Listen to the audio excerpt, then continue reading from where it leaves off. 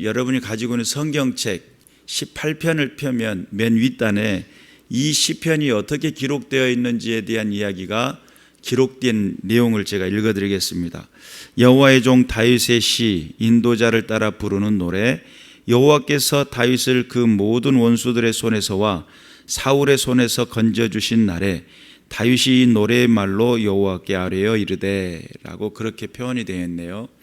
그러니까 다윗의 인생 속에 참 어렵고 고단한 인생을 이제 쫓기는, 도피하는 시간을 끊어내고 이제 왕의 자리로 등극하기 전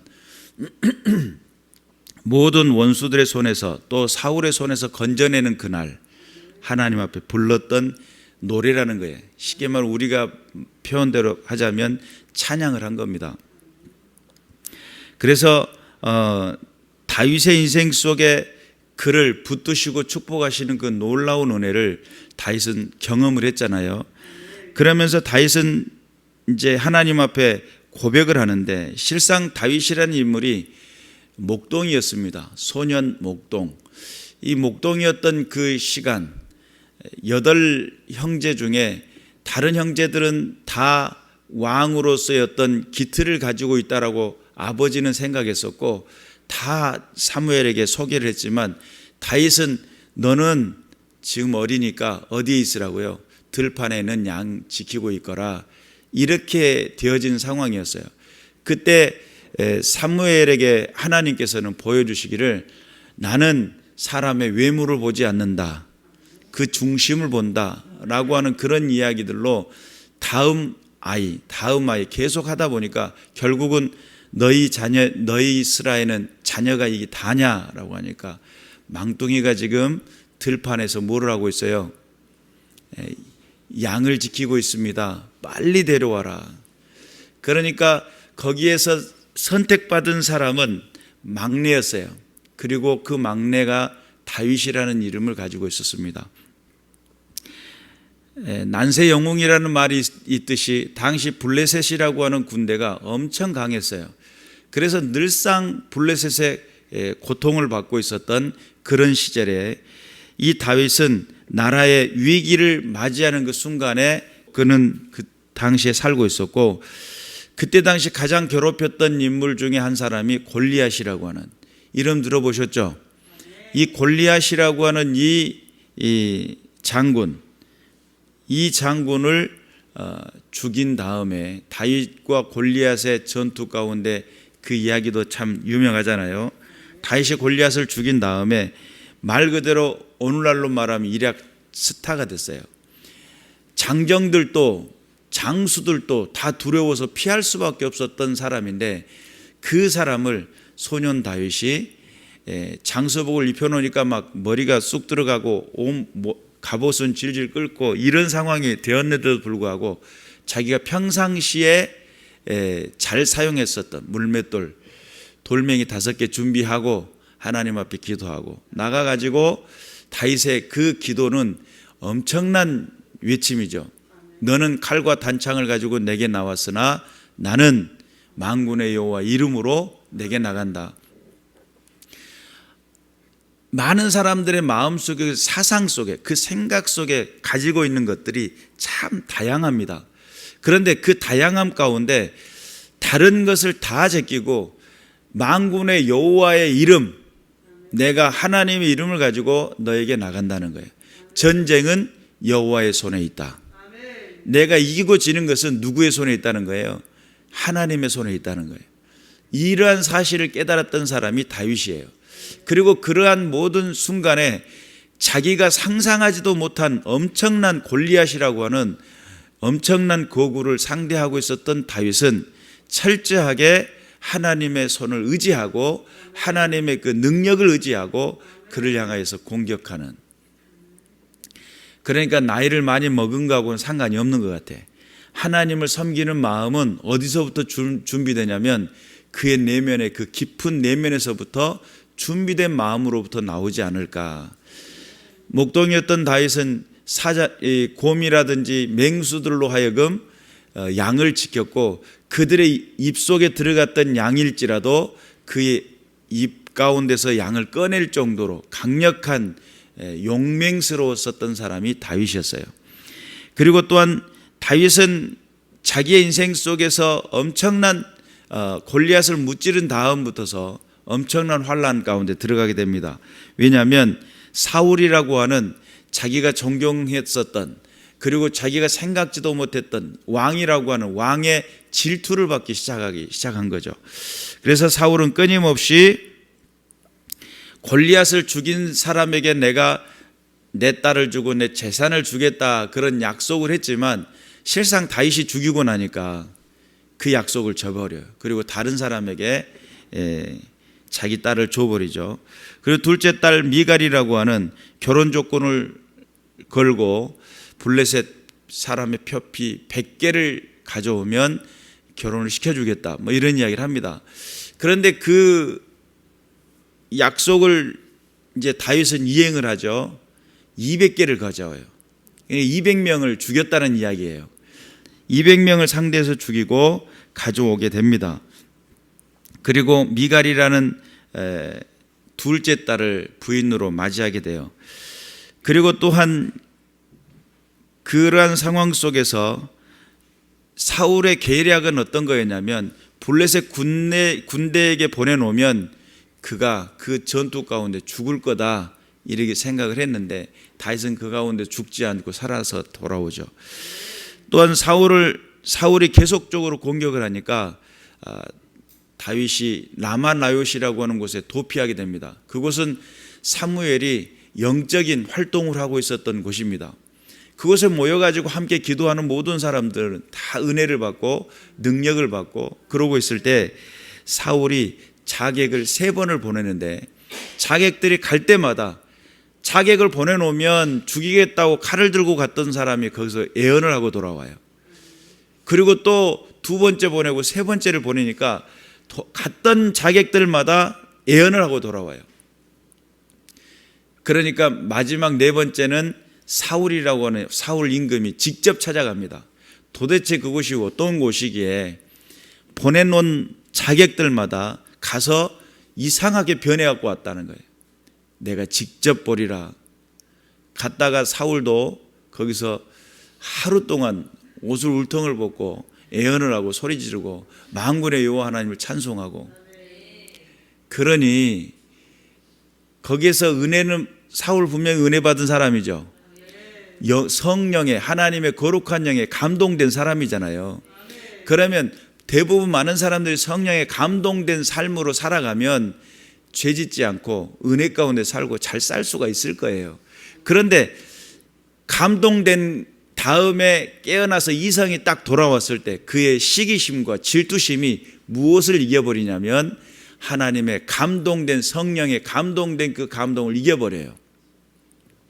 오늘날 성령 받으면 다 은혜 있는 삶을 살 것 같고, 성령의 권세 아래 살면 내가 모든 거 하나님 앞에 순종하며 영광을 돌릴 수 있을 것처럼 생각되지만, 여러분 성령에 감동돼 가지고 하나님 앞에 약속했던 것, 모든 것들을 다 저버리는 아나니아 삽비아라 같은 그런 현상들이 일어난단 말이에요. 그러니까 그 중심에는 하나님의 영에 감동되었을지라도 그것을 지키고 보존하는 것. 그래서 바울은 무슨 이야기를 하냐면 너희는 성령을 소멸하지 말고, 이런 말씀을 한단 말이죠. 그래서 우리에게 하나님의 은혜 가운데 사는 삶을 선택하는 그 선택은 누구에게 있냐면 저와 여러분에게 있습니다. 말씀 앞에 순종하기에 노력하고 말씀대로 살려고 노력하고, 마귀는 우리의 믿음 그 자체마저도 빼앗으려고 하고, 내가 받았던 그 감동마저도 빼앗으려고 하고, 성령의 임재마저도 내 가운데서 부정하게 만들려고 하는 게 악한 영 어둠의 권세인 것을 깨달으시길 주님의 이름으로 축원합니다. 그리고 또한 다윗이 놉당으로 도망쳤다가 놉당을 헤매다가 아히멜렉이라고 하는 제사장을 만나서 거기서 떡을 얻어먹게 되고 거기서 골리앗의 칼을 받게 됩니다. 그러니까 그 가운데 보존하고 있었던 칼을 받았으니까, 그리고 또 그 사건으로 인해 가지고 제사장 85명이 사울의 손에 의해서 죽게 됩니다. 그리고 에돔 사람 도에게 밀고를 통해 가지고 거기에 있는 제사장도 죽을 뿐만 아니라 85명을 제사장을 죽여요. 이 사울이 제정신이 아닌 거죠.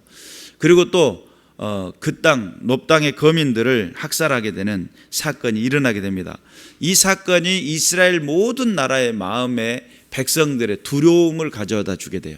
그래서 다윗을 두둔하거나 다윗을 돕는 자들에게, 다윗에게 어떤 생명을 보존할 수 있는 길들을 열어주는 자들을 어떻게 하겠다는 본이 되는 거예요.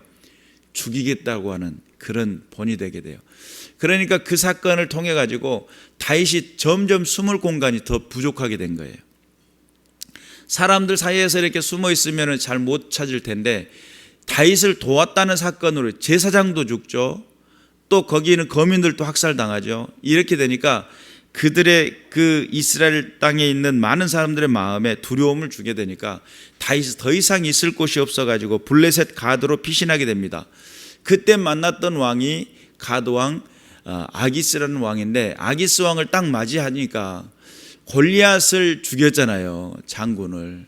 이 다윗이라는 인물이 도대체 누군지 보자. 누가 골리앗을 죽일 수 있단 말이냐 하고 보려고 딱 갔더니 거기에서 다윗이 하나의 자기의 어떤 기질을 발휘해 가지고 침을 질질 흘리고 수염이 고들고 침을 흘리고 막 미친 척을 한 겁니다.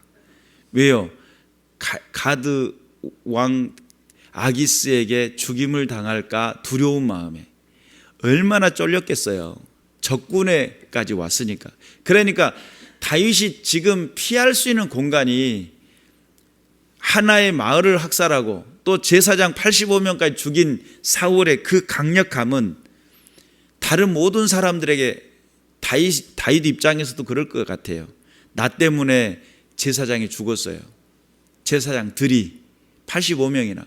그리고 나 때문에, 나를 도왔다는 것 때문에 그 놉 땅의 거민들이 학살을 당했단 말이에요.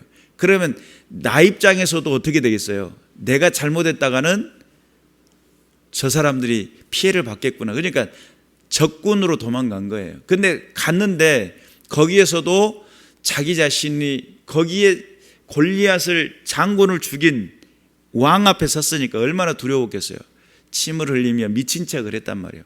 간신히 거기에서 야, 내가 골리앗을 죽였다니까 기대하고 왔더니 보니까 미친놈이네 라고 하면서 그 다윗을 그때 거기에서 이제 살게 되죠.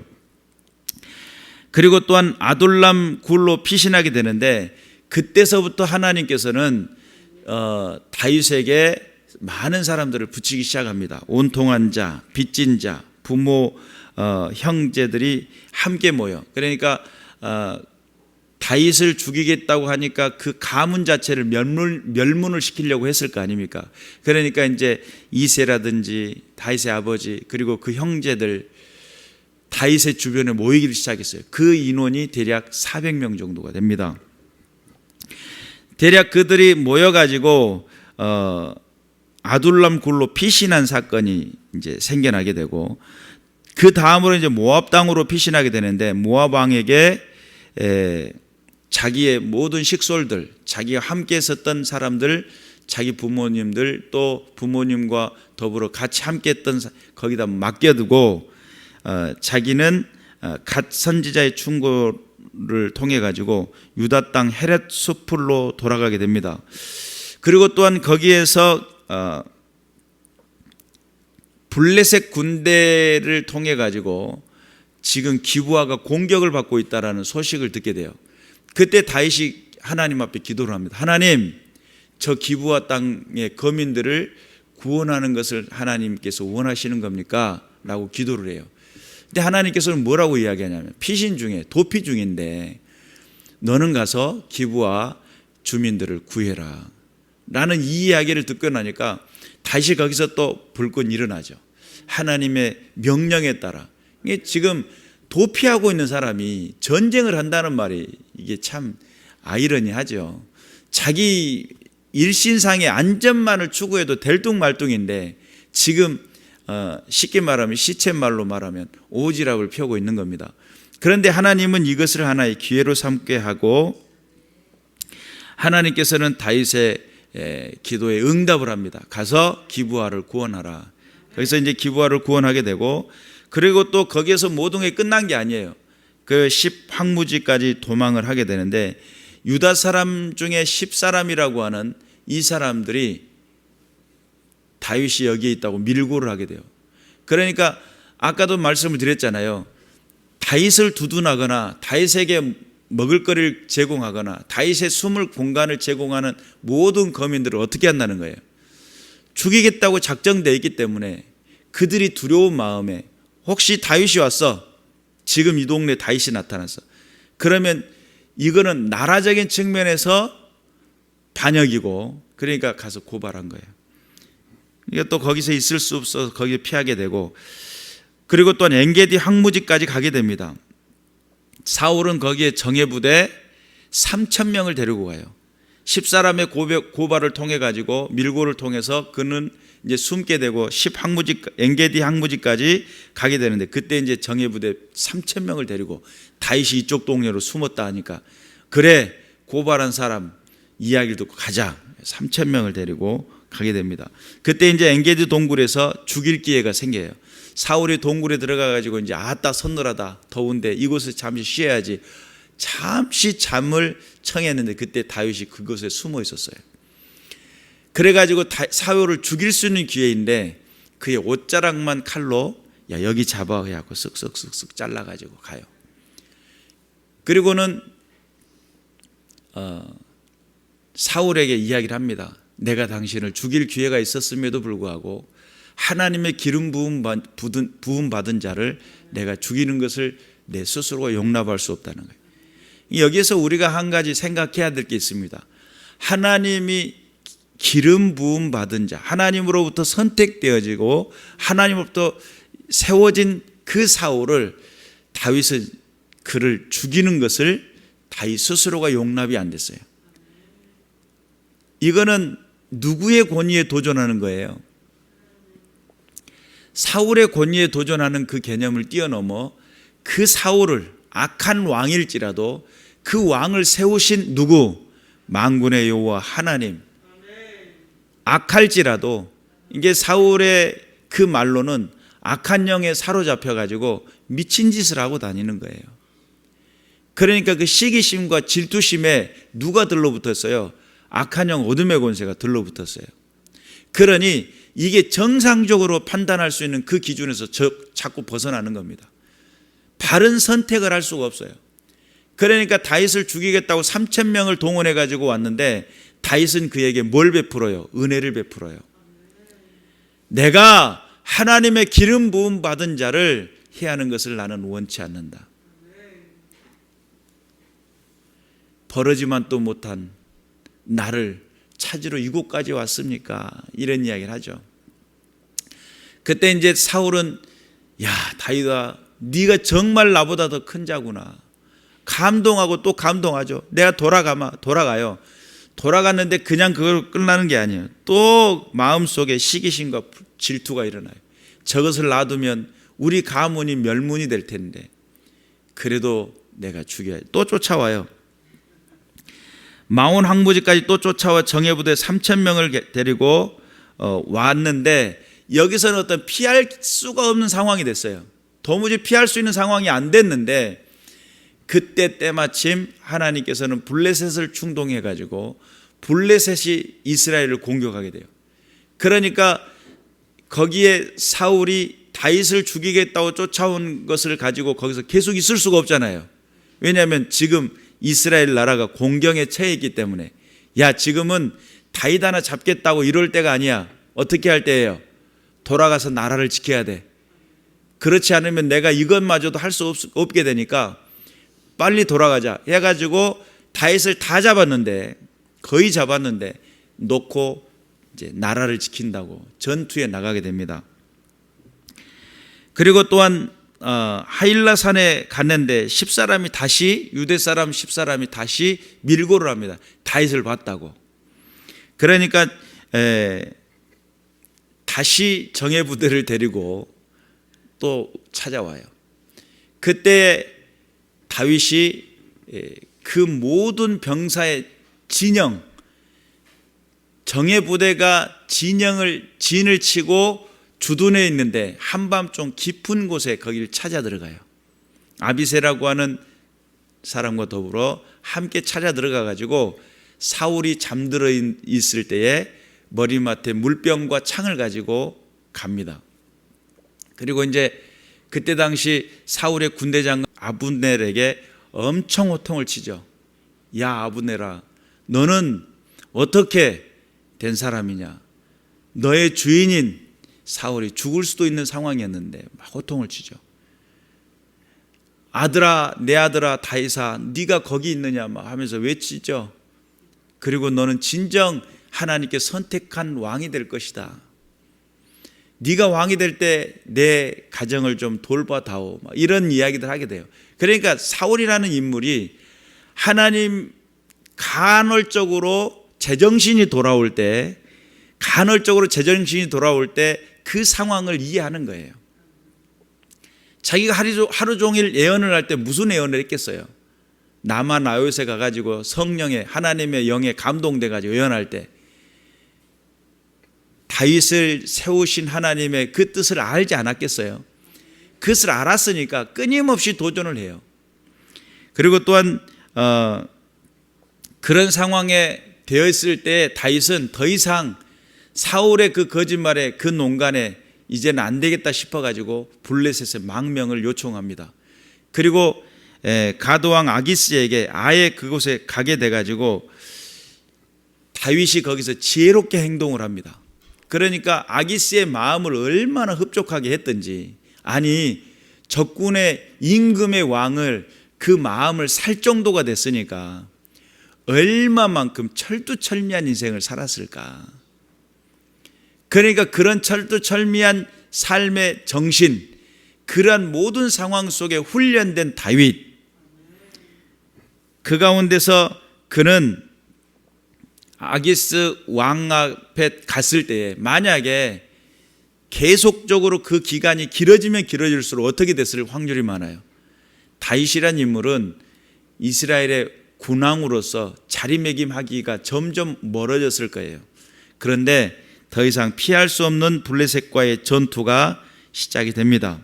이 전투를 통해 가지고 다윗의 모든 블레셋의 모든 장수들이 안 됩니다. 다윗이 만약에 전쟁에 나갔다가 그 가운데서 등을 돌리고 우리를 배신한다면, 자기 이스라엘 땅으로 돌아가기 위해서 우리를 배신한다면 우리는 어떻게 됩니까? 안 됩니다. 그래서 그 전투에서 누구를 빼요? 다윗을 빼게 돼요. 그리고 그 전투에 나가가지고 이제 최종적인 전투를 하게 되는데, 이제 길보아 산에서 사울과 요나단은 전사를 하게 됩니다. 그리고 또한 그 모든 상황에 반전을 일으키게 만드는, 그리고 하나님 앞에서 다윗이 만약에 블레셋의 군대에 합류해가지고 함께 전투를 했다면 문제는 심각했을 거 아니에요. 근데 하나님께서는 그 가운데 은혜를 베푸셔가지고 제외를 시키고, 그리고 또한 다윗에게 새로운 길을 열어주는, 거기서 만약에 그 기간이 길어지면 길어질수록 뭐가 돼요? 다윗이 돌이키고 돌아올 수 있는 길들이 멀어지게 됐을 텐데, 하나님께서는 그것을 하나의 위기가 기회가 되게 만드시고 모든 상황에서 이기게 만드시는, 그리고 난 다음에 오늘 다윗은 찬송을 합니다. 나의 힘이신 여호와여, 내가 주를 사랑하나이다. 여호와는 나의 반석이시요 나의 요새시요 나를 건지시는 이시요 나의 하나님이시요 내가 그 안에 피할 나의 바위시요 나의 방패시요 나의 구원의 뿌리시요 나의 산성이시로다. 내가 찬송받으실 여호와께 아뢰리니 내 원수들에게서 구원을 얻으리로다. 여러분 인생에 이런 엄청난 고백을 할 수 있는 기회가 주어진다면 은혜 아니겠습니까? 사망의 줄이 나를 얽고 불의의 창소가 나를 두렵게 하였으며 수월의 줄이 나를 두르고 사망의 올부가 내게 이르렀도다. 내가 환난 중에 여호와께 아뢰며 나의 하나님께 부르짖었더니 그간 그의 성전에서 내 소리를 들으시며 그 앞에서 나의 부르짖음이 그의 귀에 들렸도다. 그러면 다윗은 모든 환난 가운데 그냥 요행으로 피한 것이 아니었다는 거예요. 모든 상황에, 그의 모든 역경 앞에 그는 그 순간순간 무엇을 했냐면 하나님 도와주세요. 하나님 함께 해주세요. 모든 상황, 그 모든 역경 앞에, 어려운 그 지경 앞에 다윗은 고백합니다. 하나님 도와주세요. 그 외침의 그 고백과 그 부르짖음의 그 기도가 지금의 다윗의 하나님 앞에 신앙적 고백을 하게 만드는데, 나의 힘이신 여호와의 내가 주를 사랑하나이다. 사랑한다는 고백이에요. 그리고 그는 반석이요 요새시요 또한 하나님이시요 바위시요 나의 방패시요 나의 구원의 뿌리시요 나의 산성이라고 하는 명확한 고백을 하게 만드는, 할렐루야죠. 다윗은 그 도피하는 시간을 대략 한 10여 년 동안, 도피를 하는 동안 무엇을 보았냐면, 하나님의 기름 부음 받은 자일지라도 악한 영 어둠의 권세에게 사로잡힐 수 있음을 보았어요. 하나님의 선택된 왕이었을지라도 하나님을 배반하고 하나님을 떠나고 하나님을 거스릴 뿐만 아니라 절대적인 이기심을 가지고 자기의 시기심과 질투심 앞에 하나님의 거룩한 그 명령과 그 뜻을 저버릴 수 있음을 보았어요. 뿐만 아니라 그 하나님의 선택된 백성일지라도 그의 말로가 너무너무 처참한 자기 자신의 칼에 엎드려 자살하는 말로를 보게 돼요. 그러니 다윗은 엄청난 교육을 하게 되죠. 평생에 하나님을 떠나게 되면 죽는다는 경험을 하게 됩니다. 내가 하나님을 떠나면 죽을 수 있겠구나. 내가 하나님의 뜻을 거스리면, 내가 아무리 강대할지라도 하나님이 치시겠다고 작정하면 철저하게 무너질 수밖에 없겠구나. 하나님의 도우심이 없었으면 아무것도 할 수 없음을 다윗은 깨닫게 됩니다. 그러니까 모든 순간순간마다, 특히 전쟁 앞에, 크나큰 어떤 사건 앞에 다윗은 무엇을 할 줄 아냐면 하나님 앞에 부르짖는 기도를 하게 됩니다. 하나님 도와주세요. 인생 속에 찾아오셔서 함께 해주세요.